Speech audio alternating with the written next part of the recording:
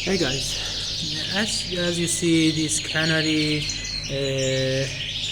made his nest, but it's a little dirty, and she used the paper of the bottom of the cage.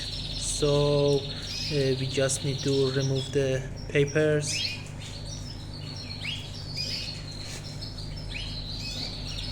Carefully.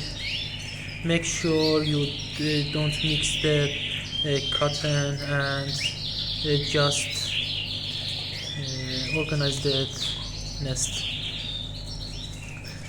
We need a little piece of the cotton, and we just needed to push it on the bottom of the nest. Then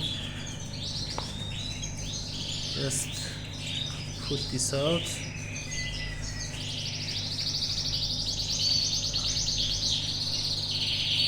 And we just put the egg back in the nest. So right now we can put the nest in its place.